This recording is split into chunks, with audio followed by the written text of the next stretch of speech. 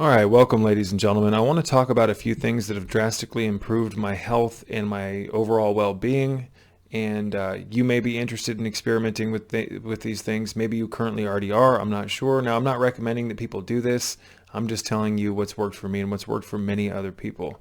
But I'm definitely not going to make any claims that this is going to be some guarantee that it's going to work for you as well as it's worked for me. But over the last 10 years, I've done multiple different experiments on myself. I've, experimented with just so many different herbs and different teas and extracts. I've done different breathing exercises and different yoga protocols. I've done different forms of exercise. I've cycled hundreds and hundreds and hundreds of hours, gotten exercise, done hours and hours and hours of grounding protocols, and just minimized electromagnetic fields in my home and my living space, and done things like blocking blue light after the sun goes down.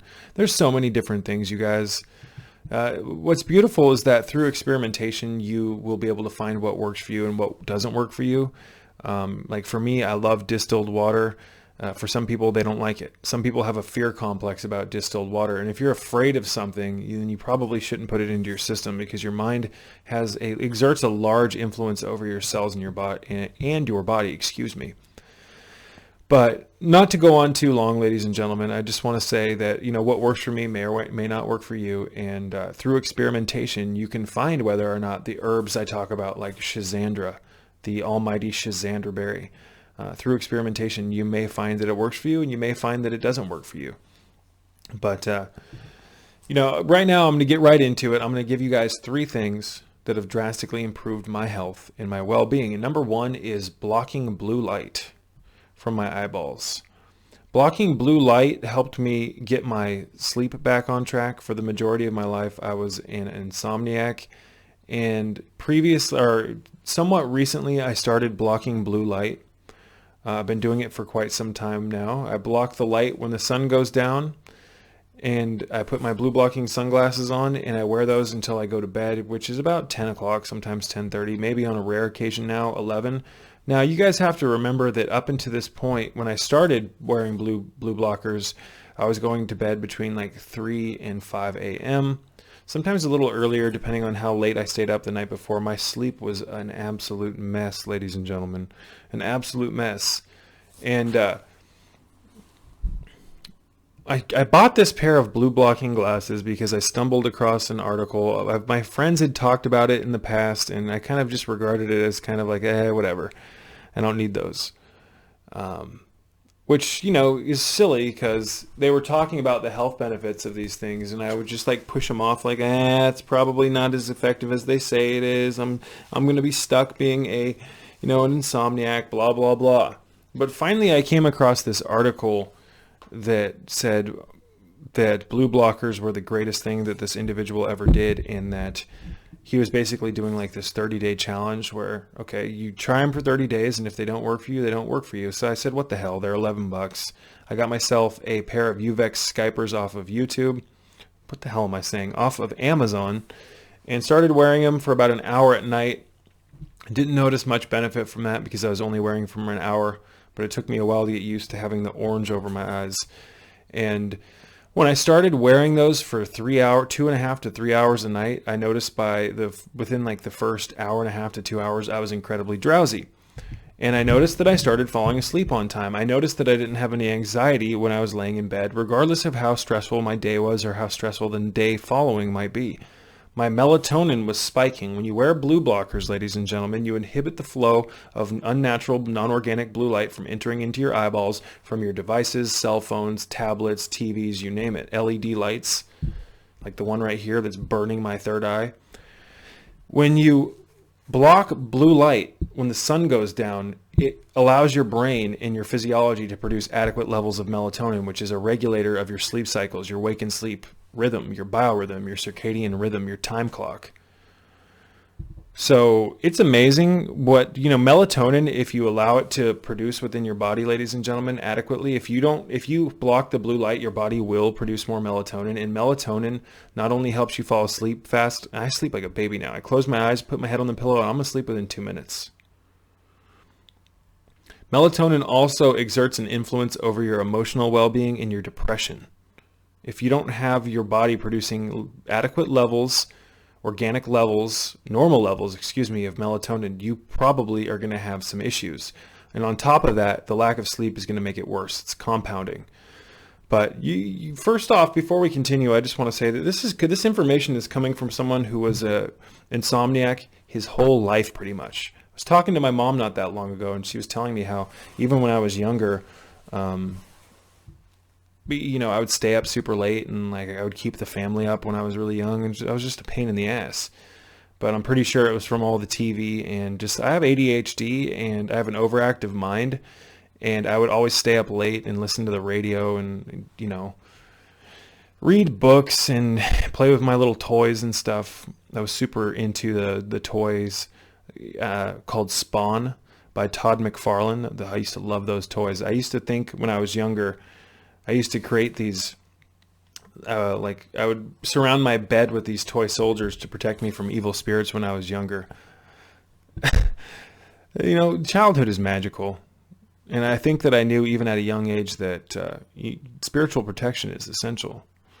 But regardless of all that, ladies and gentlemen, I'm going to tell you about the benefits of blocking blue light, because I'm not just your average Joe that went to bed at 11 or 12 and thought he was an insomniac. No, I would stay up for a couple of years. I was going to bed at 6 a.m. and I would sleep and get up when the sun was going down.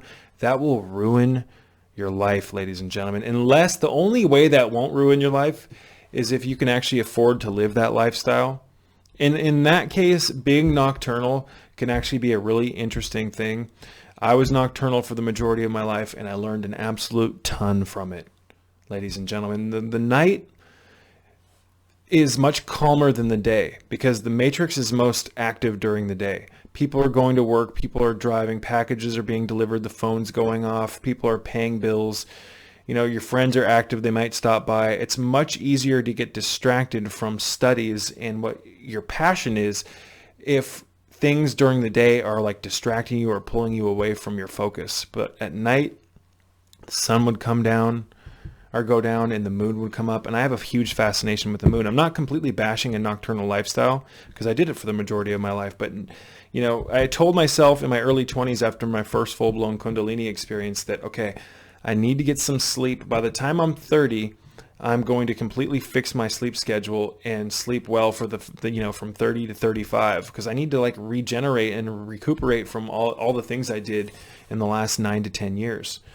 So, for me to find those blue blocking glasses and wear them for such a short period of time and completely fix my effed up sleep cycle was incredible. Because part of the reason I couldn't fall asleep, ladies and gentlemen, is that I always had something that I thought I needed to do. It's okay, I don't want to go to sleep now because I want to work on my channel. I want to study. I want to watch videos on YouTube. I want to binge on health lectures. It's my mind could never rest. But I think largely that was from not having a normal circadian rhythm and not having my melatonin being produced properly. So in layman's terms, and not to continue repeat what I've said in previous videos, I have videos on blue blocking you can watch those. Just go into my video archive. They're somewhat recent if you want to watch those. But when the sun comes up, it has the color spectrum, and blue light is part of that. And blue light goes into the brain, into the photoreceptors, and stimulates a part of your brain called your suprachiasmatic nucleus. It basically creates a cortisol effect. When light goes into your photoreceptors, blue light, it tells your brain to be awake. That's why everything when the sun comes up, it starts getting energized. It's because the light is coming into your system and causing physiological responses within your brain, your cerebral spinal system. Your whole body reacts to light. Now, we have a time clock where the light comes up in the morning, stimulates you, gets you awake. It reaches high noon. That's kind of the peak of your awake cycle or your alertness.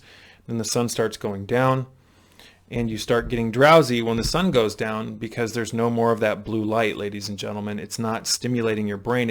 In absence of blue light, the brain's alert mechanisms start shutting down and start being prepared for a repair mode. You start getting sleepy so that you can regenerate. When you sleep, ladies and gentlemen, you repair brain tissue, you salvage muscle from the day's work.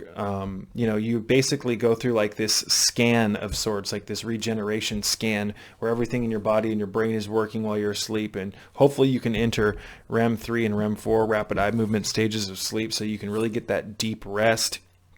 The hell was I talking about? Excuse me. But in an absence of blue light, the brain it doesn't start shutting down per se, it shifts gears so that you can enter into regeneration mode. Now imagine this. This LED ring light that I have right here emits blue light. The brain doesn't know how to differentiate between the blue light from the sun and the blue light from these devices. So if I go to sleep when the sun goes down at night, go into my house and I have LEDs above me above head lighting, and I have my LED devices and my backlit devices like my computer and my TV going. If I have all of this stuff inundating my system, I'm literally telling my brain to not wind down and not produce melatonin, because in an absence of light, blue light, melatonin starts being spiked and secreted, and you start getting drowsy. And when your sleep cycles, ladies and gentlemen, are actually on point, when you are actually blocking blue light efficiently and you have good quality glasses and you don't have the light coming in through you need to get the UVX Skyper glasses because they have a brow guard. It inhibits light from coming in from all sides. If you block light like that, you start secreting massive amounts of melatonin, and I can't even wear them more than 3 hours without feeling exhausted. Not in a bad way, but I just feel ready for sleep, and my sleep has been so regenerative. And I've made so many gains just by fixing my sleep somewhat recently that I've even decided to quit coffee. Not because I don't like coffee, it's because I don't need it anymore. I used coffee as fuel, and I don't need it anymore. I had this premonition not that long ago where I took the last 2 tablespoons out of the coffee can, and I just had this like flash of intuitive surge energy. It was like, don't drink any more coffee. It was like the Kundalini was communicating with me. And I was like, okay, I will listen and do my best. So I'm currently putting together a weaning protocol for coffee, because I was drinking a little bit too much coffee for the last 6 months, and I'm not going to deal with withdrawals. And I like to, with certain substances, and I learned this from alcohol, I like to break off of them slowly and methodically. So I'm putting together a protocol on how to quit coffee, or how to quit caffeine effectively and without headaches and all the withdrawals. The most you'll get is some mild lethargy with this protocol, but I'm still tweaking it. It requires you to take a caffeine pill. Then the caffeine is derived from organic sources, yerba mate and coffee, and it's got some L-theanine in it, which is synthesized from green tea and has a calming effect. When you mix L-theanine with coffee, ladies and gentlemen, it doesn't even feel like when you mix L-theanine with caffeine, it doesn't even feel like you've ingested caffeine. You just feel really focused. So I know it may sound contradictory that I just said I'm quitting coffee, but I'm still consuming caffeine from coffee. However, this is a powdered form in a pill, and it's a significantly smaller dose than when I was drinking all the coffee. And it doesn't have all the acids and tannins bound to it, ladies and gentlemen, which is what you would find in coffee. The very act of going from drinking something to taking a pill form of something starts to break the addiction, because the pattern starts being changed. So I'm only doing this for a couple of weeks. I'm only doing this for probably 4 to 5 weeks. I'm on week 2 right now, and I've significantly shattered my coffee addiction. And it was an addiction to a large extent. There's a large body of evidence and research showing that it has large amounts of polyphenols, and that it is great for people with senility and Alzheimer's. It's great for people who, it's even great for longevity, ladies and gentlemen. It boosts autophagy or autophagy, the body's self-recycling system that is mechanized or activated through prolonged fasting. But the problem with caffeine, ladies and gentlemen, the one problem with it is that it stays in your system for upwards of 18 hours after you've ingested it. So if you consume coffee, if you consume tea, if you consume caffeine, past even if you consume it at 12 p.m., it's going to be in your system by the time you go to bed, even if you go to bed at 12 o'clock a.m. And what's bad about caffeine is that it affects your body's ability to go into REM 3 and REM 4 stages of sleep, which are the most regenerative, deepest levels of sleep. And it does this because coffee stimulates the fight or flight mechanisms within your system. It produces adrenaline. It stimulates your adrenaline glands. It has a cortisol effect. So you don't necessarily, caffeine can be used as a tool, but it should be used as a tool, and tools aren't used all the time. You use tools when you need them, and I'm done with it. I'm quitting coffee for I'm quitting coffee for a year as an experiment just to do it. Why not? I love doing things like this. I love ingesting certain things and experimenting with them, and then I break free from them to gauge, okay, do I have more benefit with this substance or without it? So I'll let you guys know. You take the caffeine pill in the morning, and you have a few small cups of like white high elevation tea or black tea throughout the day. This is just a system that's temporary. It's temporary. You're using it to make a huge gain. And with this, you won't have the headaches, and you won't be tempted to take like the over-the-counter painkillers and all that garbage bullshit that's going to destroy your liver. This is why quitting coffee or quitting certain things in a methodical, weaning fashion can be much more beneficial. But regardless of all that, I'm just throwing that out there because I'm more interested right now in sleep than stimulation.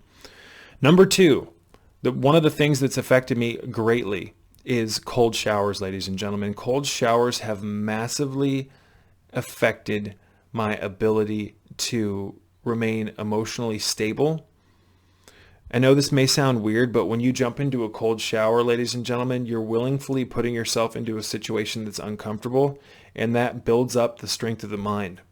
Most of us avoid discomfort. We don't embrace it. And when you take a cold shower, that's what you're doing. You're embracing discomfort. And through the embracing of discomfort and you putting up with how uncomfortable it is, you get tougher. You do this every day for 30 days, and it just completely changes your life. That's been the case with me, ladies and gentlemen, and I'm not even on day 30, but I've taken cold showers in the past and attained a lot of benefit from them. But, I kind of got out of that pattern when I moved to Virginia. I have such a nice shower here with such a nice shower filtration system that, you can achieve great results if you take hot showers in the right fashion, if you incorporate meditations with them and you use certain crystal energy and whatnot. But cold showers just make you feel invigorated. It's that kind of feeling you get when you jump into a cold river and you get out. You just feel recharged. You feel like you can tackle anything. Showers put you on top of the world, ladies and gentlemen, if they're cold. 5 to 10 minutes is what I would recommend. I stay in an ice cold shower for 7 to 10 minutes, no less. And it is completely, it just makes you tougher. It makes your mind calmer because you deal with the stress of a cold shower, and afterwards you kind of go, well, damn, I just tackled that. I just slayed that beast. I'm fine now. What else can affect me? You just kind of have that mentality. This is part of what I'm considering putting into my boot camp protocol. Basic health boot camp, cold showers and blue light. Those two things, blocking blue light and taking cold showers, 30 days of each. And on top of that, cold showers increase circulation, ladies and gentlemen. They produce anti-inflammatory compounds, and they actually help you burn calories. Your body has to go through kind of a thermogenic reaction to deal with or compensate with the cold that's coming down on you. And it just makes your skin feel soft. I had some blue under my eyes from my lack of sleep and whatnot, and it's gone. And I think that's primarily from the cold showers, ladies and gentlemen. Again, the circulation is increased. You feel stronger. You're going to stand up straighter. You're going to have more confidence. At least that's been the case for me and so many other people. But those are number 2. Now, number 3, things that have changed my life drastically is the ingestion of Schisandra berry tea. So this is a very basic foundational health protocol for anyone who's interested. Blocking blue light, ingesting Schisandra, and taking cold showers. This is highly transformative. Now, Schisandra berry is high in lignans, ladies and gentlemen, and lignans are beneficial compounds within plants that have anti-cancerous components. Schisandra has all 5 flavors, contains all 5 flavors: sweet, sour, salty, pungent, and bitter.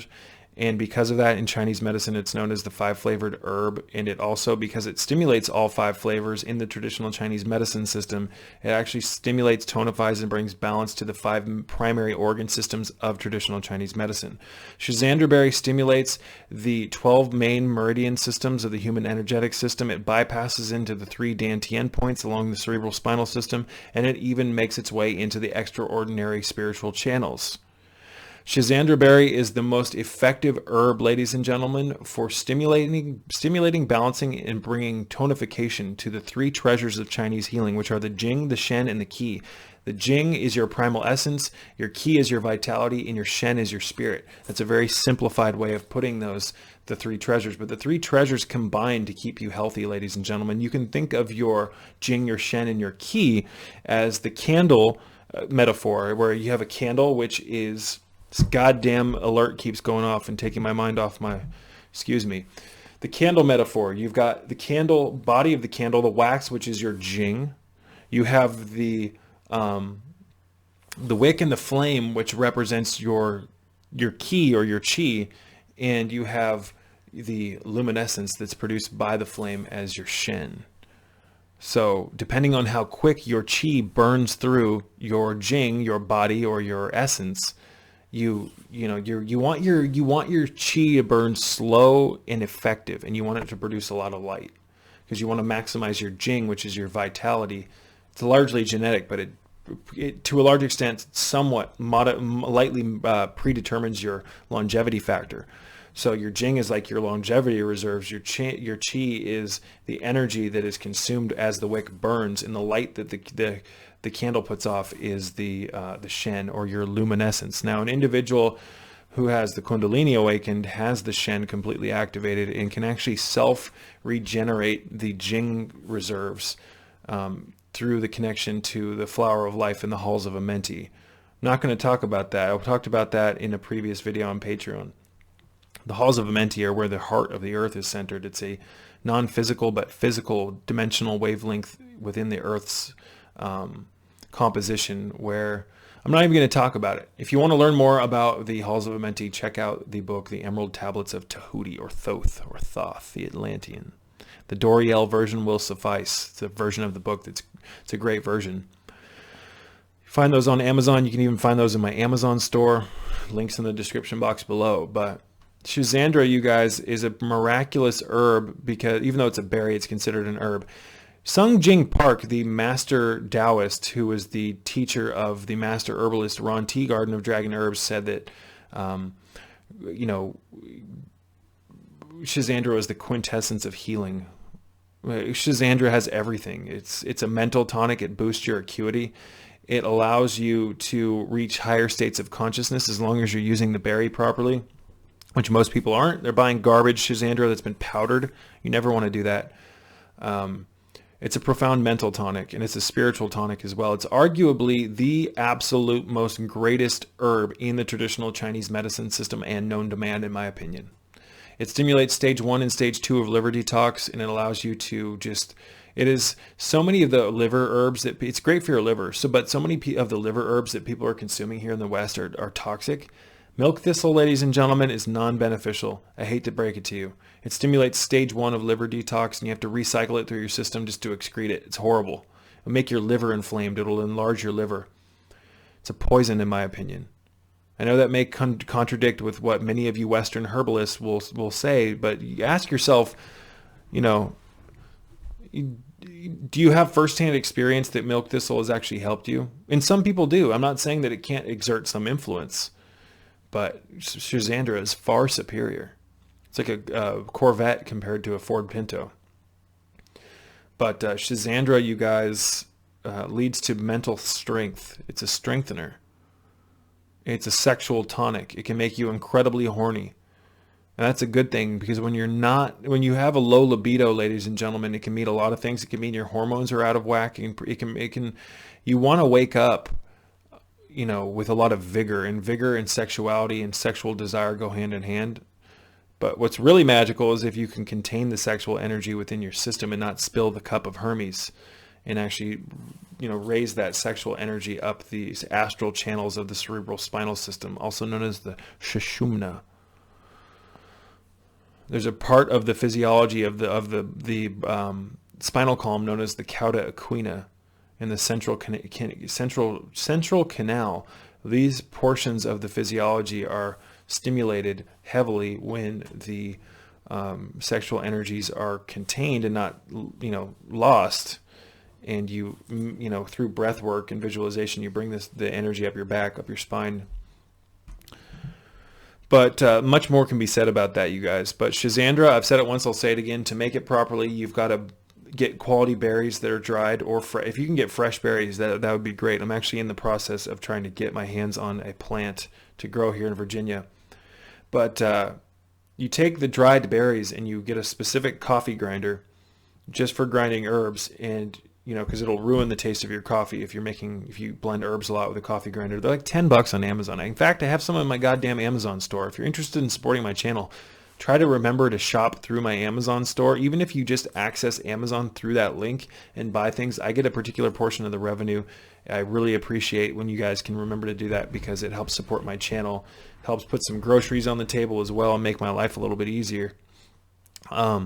And just briefly, I want to thank everyone for the recent donations. It's great to know that you guys are deriving benefit from my videos, and it warms my heart to know that you guys feel motivated to support my cause. It feels really good. So thank you. But the Schisandra, ladies and gentlemen, what the hell was I talking about with that? Oh, you want to grind the berries down into kind of a light powder. You want to crack open the seeds contained within the berry, because that's where many of the beneficial bioflav constituents are, in the lignins. Now, when you break apart Schisandra, and I've talked about this in recent videos, but I'm going to repeat it. When you grind it, you increase the surface area and you release the oils. It becomes much more volatile smelling. It's it can be nauseating for some people's scent, because Schisandra is such a powerful smell. And this is a cleansing herb, ladies and gentlemen. This is a spiritual tonic.